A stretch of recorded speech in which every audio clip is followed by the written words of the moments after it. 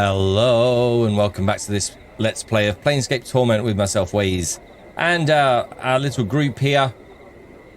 The name Ignis, Mort, Dakon, me, the Nameless One, Anna, and Fall from Grace. Just having a quick look through the journal there before we begin.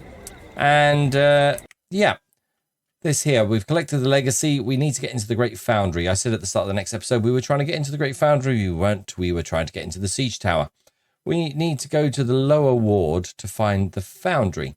But something Mort said in the last episode just made me think about going to the Fest Hall just to try the sensory stones again. So I'm wondering if that is worth a trip before we go to the Foundry. Let's have a quick look here. There we go. That's where we want to go to. Let's pop in there.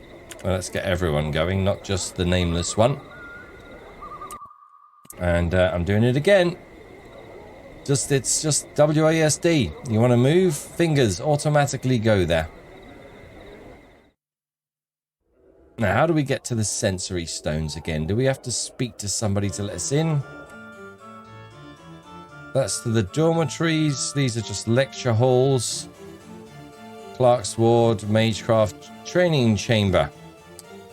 I can't remember how we get in there. Who have we got? Who have we got to speak to? Jomi, she was the one who wanted to kill us, wasn't she? Jomi turns her hard eyes on you. There is a glint of recognition as they pass over your face. Yes? Some questions? There are others here who might answer your questions. I would ask you find one and leave me to search. Okay, fair enough. Splinter. There we go. Let's have a look. Can you tell me... I wanted to ask you, could I rest here? I know that there is. Tell me about the society. Someone I was looking for here. No one actually. No. Okay. How do I get to anyone here who might know about Ravel Puzzlewell? Closes his eyes and thinks briefly. We would recommend that you speak to a wizard by the name of Quell about Ravel. Because always somewhere in the festival, most often in the private sensorium. Okay, please show me to the private sensorium. Here we go. Now, let's try these stones again. It was quite intense last time. Let's see what happens this time. Which one should we start with? Doesn't give us any information on the map, so... I'm gone. Let's start with this one. The inscription around the base of this sensory stone indicates that it holds the experience week-long hunting trek across the forests of Arborea. Should you touch it, though, you'll be drawn back into that insane early incarnations trap. Okay. This one. Come on. The base of this aquatic blue stone has been sculpted so it appears to have melted into the pedestal that it rests upon. A stream of perfect azure tears drip down the sides, framing the inscription beneath the pedestal, longing. Okay, let's dive in. Begin the sensation. As you place your hands upon the stone, its surface ripples beneath your touch. A chill washes over your arms like plunging your hands into a mountain stream. I will close my eyes and submerge myself into the experience. As you close your eyes, you blink and reopen them. Your eyes are brimming with tears. You are overcome with the terrible sensation of drowning. As the sensation rolls through you, there is a stirring in your breast, a hunger, poisonous like a serpent biting into your heart, until you feel as if your breast will explode. You want desperately to steady yourself, focus, but all that comes to your eyes is tears. I will wipe away my tears. You raise your hands to wipe away your tears. Your hands are soft, delicate woman's hands. They brush the stray tears from your cheek, and you cup them in your hands, each of the tears like jewels shimmering in the lights. Let's examine the lights. The lights are cast by candle globes that drift through your sanctuary. You've come to this place to gather your thoughts, to reflect on the past with an eye toward the future, to cleanse the mind before the coming journey. Yet you cannot concentrate. Your thoughts remain in the present, trapped there by the terrible feeling that writhes in your breast. What did he mean? I close my eyes and sigh. You close your eyes, but his words echo in your mind 100, 1,000 times. Will he ever return? The sound is a whisper, an echo. Only you, only you. Yet you hesitated at the brink of time's door, and he must have thought you afraid to go, but you were not. You were afraid to stay. And the fear, the serpent writhes in your breast again, its fangs biting into your heart, filling it to bursting with its poison. The tears come again, running down your cheeks in streams, his words echoing. Okay, I'll echo, only you, only you. Your eyes snap open, it is his voice. You whirl and you gasp. He stands powerful in the shadows and he strides into the light of the drifting candled globes, and you feel the serpent writhing and dying. He returned. His face stern, but somewhere in those features you can almost see his pleasure at seeing you. After all, we returned for... Only you can help me, Dainara, but it was wrong for me to ask you for your help. You speak, Dainara, yet you, it is you, grey-skinned like a statue, striding from the light. Are you that scarred? Your body looks like it's been bathed in knife blades, the wounds, the tattoos, horrible, yet you see through Dainara's eyes, and she sees... How can she see you in such a way? She puts a cloak over your features. She sees you in such light, such terrible longing. Light, for she... How can she feel such... Okay, I'll try and refocus, brace myself and hold on to the experience. You feel your vision tearing, doubling until you are that man striding from the light. It is you, but not you. You feel yourself being torn. It is Dainara's experience, but at the same time, it is also yours. And you... What? This is weird. This is almost like, am I Dainara as well? Is she some kind of weird, nameless one? I will echo. I ask too much of you to accompany me, Dainara. I have no right to place you in such danger for my sake. It is your words, but they are a surgeon's words, chosen with cold skill, without a trace of emotion. With every word, you feel yourself sneering inside, knowing that what the stricken girl will see next through her long-stained eyes. And who? Are you that person, that man twisting her with your words, not knowing how powerful they are to her, like bolts from a ballista, piercing her breast, her... Yet she sees only relief at your return. How? How can she feel and not know you mean to... Obviously, this is the one that harmed, the incarnation that harmed her. I will echo, I have come to ask your forgiveness, Dainara. I shall return to you as soon as I am able. Your vision tears again, doubling and bleeding until you are facing yourself again, trying desperately to speak, to warn Dainara that this is not a man, but a creature that kills for his own needs. He doesn't care about you, Dainara. You're a tool to him, a tool he needs to... But Dainara speaks and you can't stop her. Okay, I will say, I would place myself in 1,000 dangers, embrace eternity for you, my love. I am not afraid. Listen to me. I will accompany you. Though the plains themselves should bar... The Sensory Stone says that though the plains themselves should bar the way.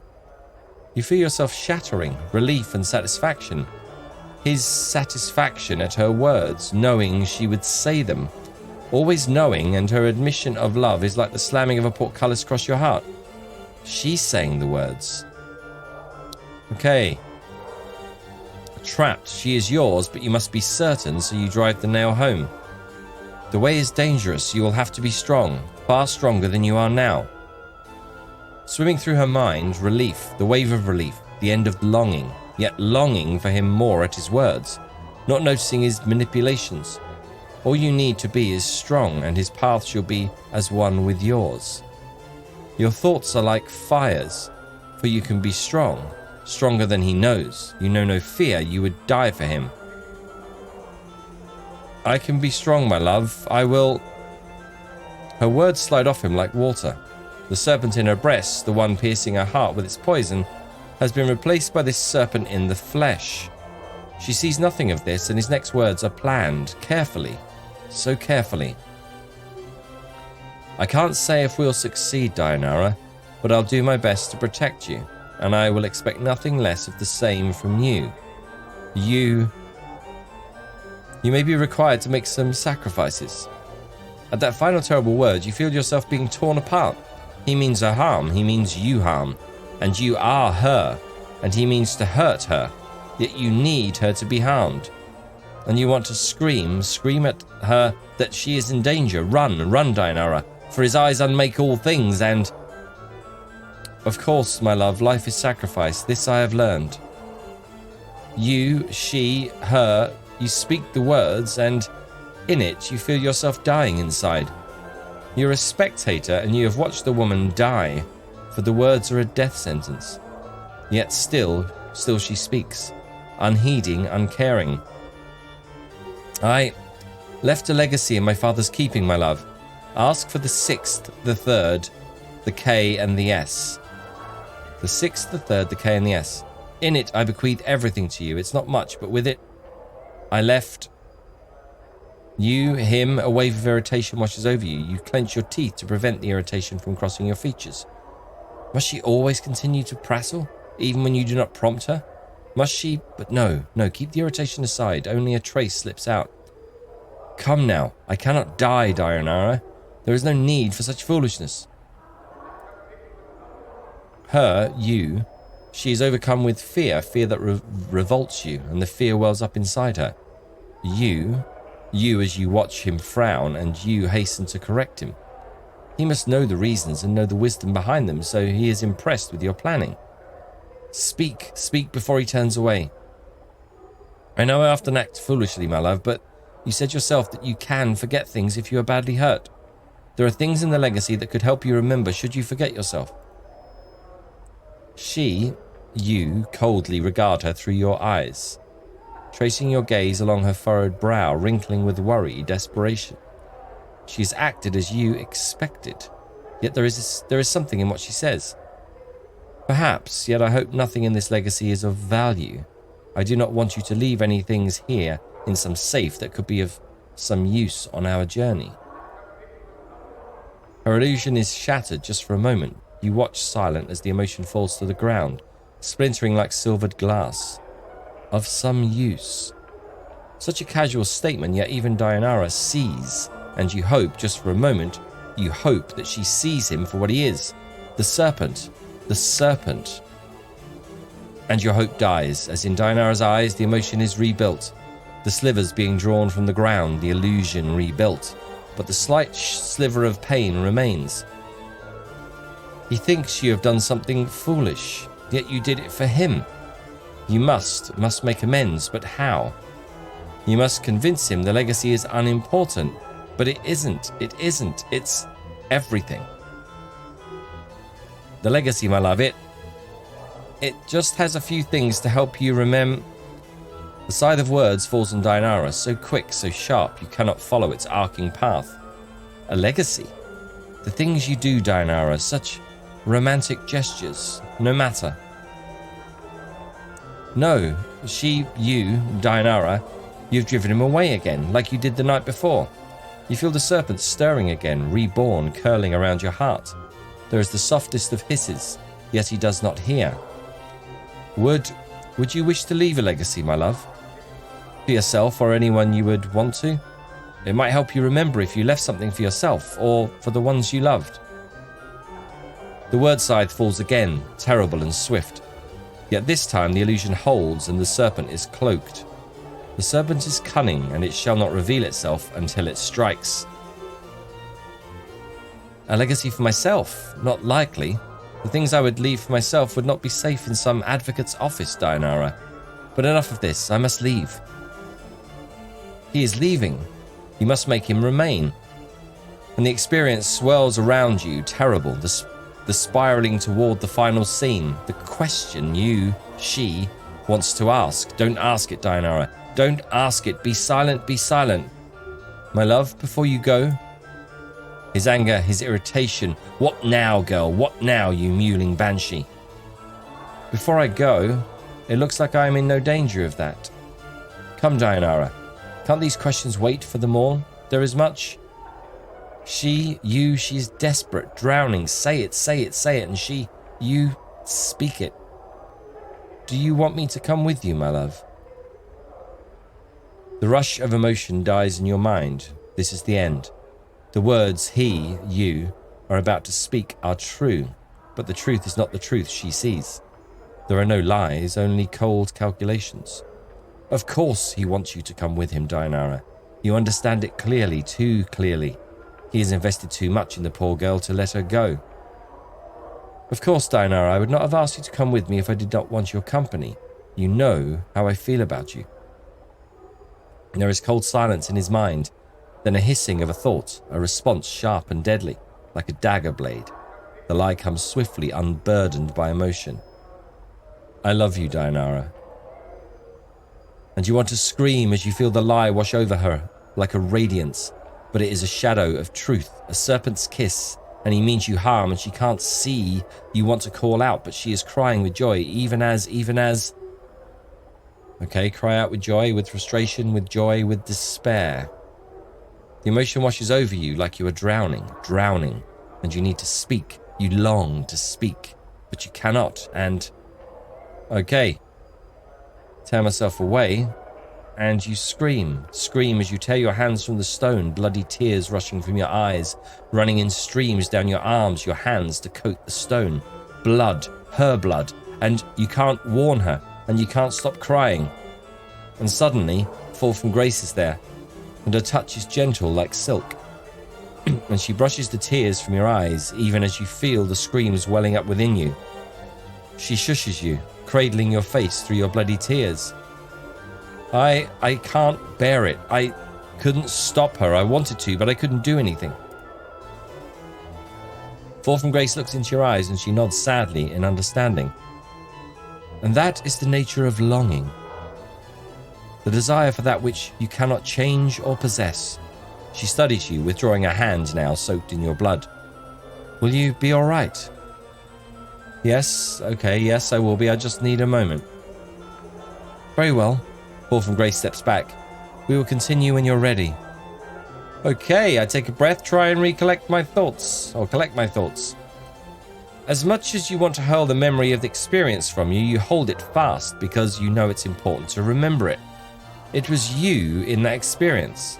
It was Dianara's. It was Dianara's experience, but because it was you, your memories flooded you, and you could feel both sides at once. Man, that's a real mind job, that is.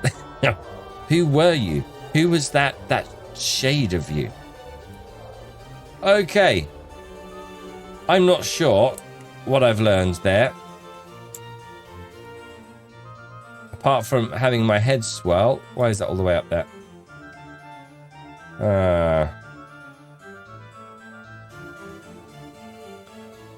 Oh, this one here.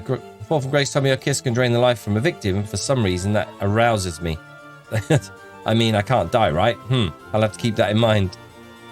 Okay. Let's, we can't use that one. Let's try this one. This sickly green stone is secured fastened to the pedestal it rests upon. The inscription beneath it reads, The Messenger. Okay. This could be another sensory stone episode, but we shall see. As you touch the stone, its green exterior sharpens, clashing, its brightness becoming more than you can bear. So much so you close your eyes to shut it out. Okay, let's submerge ourselves.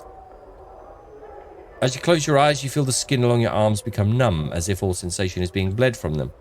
Tired, so tired. You try and blink, yet the darkness remains. Your lids feel soft and sluggish, unresponsive. You are sitting on what feels to be a dirt floor, and around you is the smell of coppery blood and herbs. Why are you here? You came here to what? Your memory fails you, but you feel a growing panic beginning to well up within you. Try and get my bearings? Ah, awake now, are you? A questioning all are done? The voice is an old woman's, thick and scratchy. Could have told me that before I started speaking, but anyway. As if it's trying to force its way past the thick layer of dust. Try as you might, you cannot open your eyes and see the woman, but you feel a shiver of fear. Is this Ravel? Something is wrong, terribly wrong. You try to respond, but all you can manage is a ragged croak. You can't feel your tongue and your eyes. What's wrong with your eyes? Ravel, I have returned. There's silence. Ravel, it is I again. Ah, my precious man. There is the slow shuffling of feet, and you feel a sharp pinprick in your left eye. You gasp, and suddenly, barely, you can see with your one and only eye. You lie in a grey hut upon a dirty floor where your bright red blood has seeped into the surrounding grey dust. Your arms are gone, your legs have been hacked off at the knees, yet you feel numbed, and there is no pain, only fear. There is someone above you, someone looking down on you. All this intensity, I can't remember whether or not these are the exact same experiences I had with the sensory stones last time or not. But also knowing Planescape, it might be worth going through this again just in case there's something I missed or something new that pops up. Okay, I will look up. As you look up through your bloody blurred vision, you see a horrid bluish grey face grinning with yellow tusks.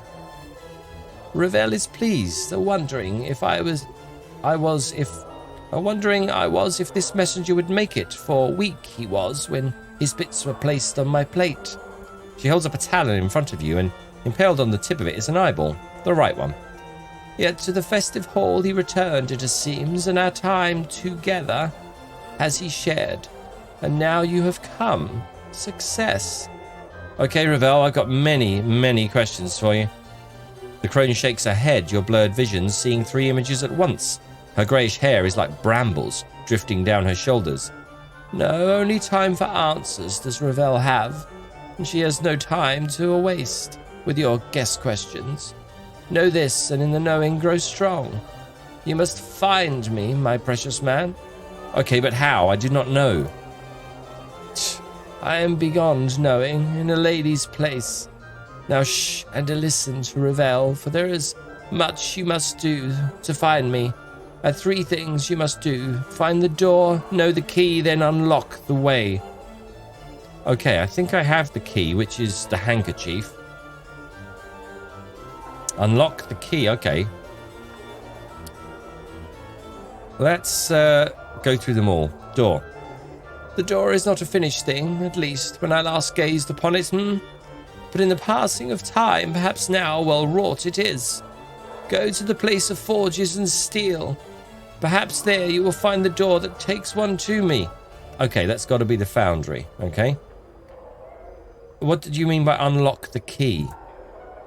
And knowing the key is not enough, so Ravel thinks. Knowing it and unlocking it, 2 tasks that must be joined, for at times a thing knows not its nature. But you are no stranger to that, Ravel cackles. A long, hideous cry that fills your ears with pain. Okay, what door do you speak of? The door is not a finished thing. Okay, she's answered that already. What does she mean by unlock the key? 2 tasks, knowing it and unlocking it. 2 tasks must be joined, for at times a thing knows not its nature. But you are no stranger to that. Does she mean the blood and the handkerchief? Is that what she means? By unlock the key? Possibly. Okay, and it definitely sounds like the Foundry. Ravel, how am I talking to you if this is someone else's experience? Of stones and experiences and telling will Ravel do, but not the telling of how she speaks to you now. She speaks soothingly. Many are the branchings and twistings of Ravel, and many are her secrets. I need you, and I need you knowing of this. Okay. Right.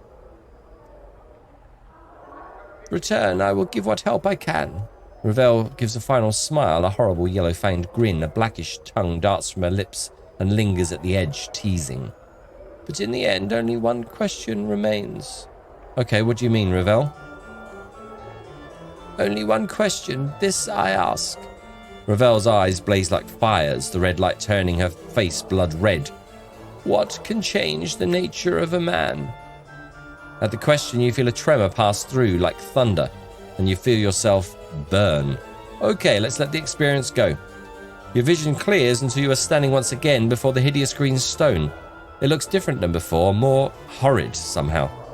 Okay, shake off the experience and leave.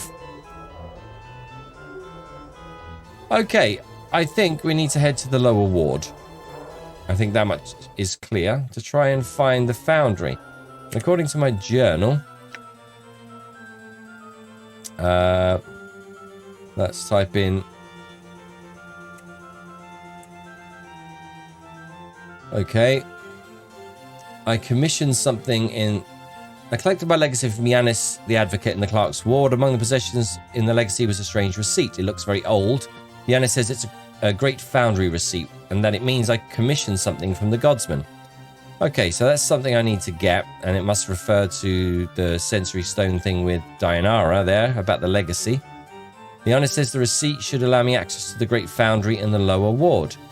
Okay, and it also seems to line up with what Ravel was saying to me there somehow. So let's find. Let's head back to the lower ward. Come on, Ignis, you coming too? Why is Ignis not coming? Is he? There he is. Okay. To the lower ward. Now, where in the lower ward may this be? Coffin maker, wrecked house, marketplace, pawn shop, alley of lingering sighs, the warehouse, print shop, the siege tower.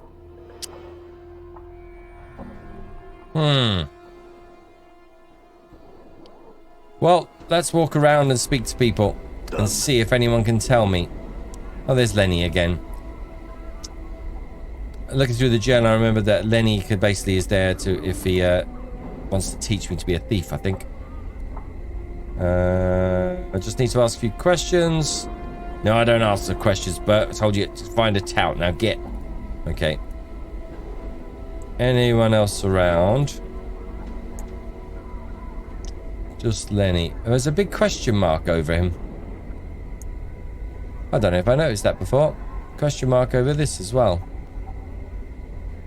Oh no, the question mark isn't over Lenny, it's over this thing. Can't determine what this odd device is. That was just coincidence. Have I looked in here already? Most likely. Okay, anyone in here? Okay, these are townspeople. This person is Giltspur. Have we spoken to Giltspur before? Let's do a quick check. Giltspur. No, apparently not. And if we have, nothing of importance happened. So let's speak to Giltspur. Once again, you come to me once again. Oh, we obviously did speak to him before. There must be something I can do for you that my brother Darren cannot, huh? Huh? Okay. I'd like to buy something. Let's see if we've got any junk we need to get rid of. I can't remember. Yeah, I want a bronze ring, which I think is fairly standard. We'll sell. Dakon, you carrying anything? Copper earring. Hang on to all this other stuff. I really need to start using some of these charms. I get into combat, I get carried away with the spells, and I forget all about the charms.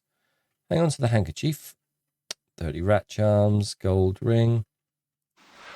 It might be worth a few bits. Okay, let's sell that as well. I'm not sure what this merc is, but green steel knife. Oh, that was in the siege tower. He was selling one of those. I'm not sure if any of us can use it. I'll hang on to it for now. Just in case. Ignis not carrying anything. And all these things I might as well sell because Fall from Grace can't actually use any of them. Rings and earrings. And Mort, what have you got? Copper earring. And another copper earring. Lots of copper earrings and a rusty dagger. Okay, that clears out the inventory. What else, Giltspur? Some questions for you. Anything you want, friend. Time and words are money, so keep it snappy. Okay, who are you again and what do you do? I'm Giltspur, the auctioneer, at your service. I buy, I sell, I provide services and employment. Okay, how about some questions? Anything you want, friend. Time and words are money, so keep it snappy. Okay, I won't say that again. Okay, what is this place? What can you tell me this area? Why, this is the lower ward, home to the Godsman, the great Foundry, and a host of services. What you need is what we have. Okay, tell me about the Godsman. Ah, the group of people close to my heart. They say we're all our own gods, and we have potential for godliness within our spirits. From the lowest beggar to the highest king, we all nurse gods in our breasts. Who could think of something finer? The Sensates? Ah, good one. A fine answer, he chuckles. Okay, what is this place? I want to tell me about the Foundry. Tell me about the Foundry. To me, the Foundry is but an opportunity, a place where all can test their metal against their metal, where souls meet their measure and are quenched in the water of knowledge, or shattered against the forge of truth. His voice drops to normal tones for a moment. That's what the godsmen say at any rate. Okay, well, can you just tell me where the bloody Foundry is? What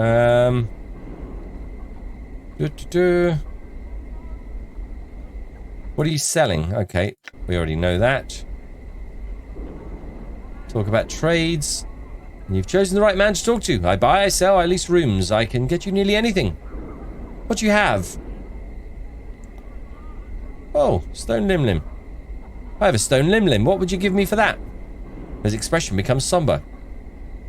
I can give you a secret password and tell you where to use it. How does that strike you? Oh, yes, please. Okay, tell me the password. He deftly snatches the calcified limb from you and whispers in your ear. The password is Eclipse. It can get you access to the warehouse vault of the 9th world. There are anarchists there. Tell them the password, but don't tell them who told you. Okay. So, interesting. Access to the warehouse vault of the 9th world. Who knows where that might go or lead to, but... interesting. Well, I've been carrying around a stone limb for no apparent reason. I can only assume that this was the reason. And that it isn't a case of that I've just got rid of it when I'm going to need it later on. But anyway. Okay, got it. A few more questions. Do you know of any jobs that need doing? I certainly do, friend. I have a little errand for you to run if you'll take it. He'll net you 50 coins. All you need to do is run this handbill down to the print shop and ask Scofflaw Penn to print up 100 copies for me. Here, take it. He shoves a crumpled piece of paper in your hands. Okay. Fair enough. I think that's done with him. Our journal. What is our journal saying? Let's see what we've got here. Why does it go all the way to the top again? Giltspur, the auctioneer, has asked me to deliver a handbill to Scofflaw Penn, the printer, in exchange for 50 coins. Okay, that's it. Is that also a quest? Oh, look. I think the print shop's just...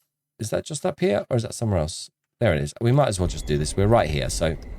I don't see any reason not to. Maybe... Hello? What's that? Okay. Don't think we've been through there. Let's do the print. Let's go and check that out after we've done this. Okay. Scofflaw Penn. Is this the guy who kicked me out before? Here we go. Oh dear, have you come to threaten me again? Yes, it is. He seems supremely unconcerned. Look, I had a few questions for you, Scofflaw. Do they have to do with work? Yes, actually it does. Giltspur asked me to deliver a handbill to you so I can print up 100 copies. He takes the handbill from you, looks it over and says, I'll have it for him later. Go tell him. He turns back to his desk. Okay, let's not annoy this guy. We'll do that.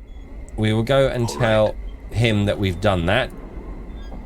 Just to keep things in order. And then we will go and check out that gate, which... Oh, Byron Pickett. Actually, we said to this other guy that to Lenny about Byron Pickett, but I can't remember who Byron was. Let's speak to him. You see Byron Pickett, the moneylender. Back again? Ah, that's who he is. He's a moneylender. That's why Lenny gets bothered by it. No, I've had enough of you. It lasts a lifetime. I'll answer no more of your questions. Now, pike it, sod. He turns away from you. Fair enough. Let's go back and find Giltspur, who is here. Okay, once again, you come to see me once again. There must be something I can do for you that my brother Darren cannot. Handbill's printed. It's printed. Terrific. I knew you were a man for the job. Here, take this message to Keldor of Durian at the Foundry. I'm sure he'll be glad to receive it, and you'll be glad of the 100 coins you get in return. Okay, but where is the Foundry? Updated my journal. Okay, what can you tell me about this area? The Great Foundry. Okay, let's just leave that there. Am I just being an idiot? Is this actually just... It doesn't say... None of these are the Foundry. Okay, so we do need to go hunting for it. Okay, what does my journal say? Once I finish the delivery to Scofflaw Penn, Giltspur, the auctioneer, asked me to deliver a message to Keldor of Durian at the Great Foundry in exchange for 100 coins. Okay. Well, are these the gates to the Foundry? Let's find out. The door is locked. Can we speak to these guards? Hello? You see a burly, bored-looking guard. State your business, please. I have a message for Keldor from Giltspur the auctioneer. Thank you, sir. You'll find him in the Great Godsman Hall. He opens the gate up for you. Perfect. Thank you very much. It looks like we found the Foundry. No pun intended. Okay, and I think that's probably a good place to leave that there. We shall explore the Foundry in the next episode. Thank you all very much for watching. I do hope you're well, and until next time, take care.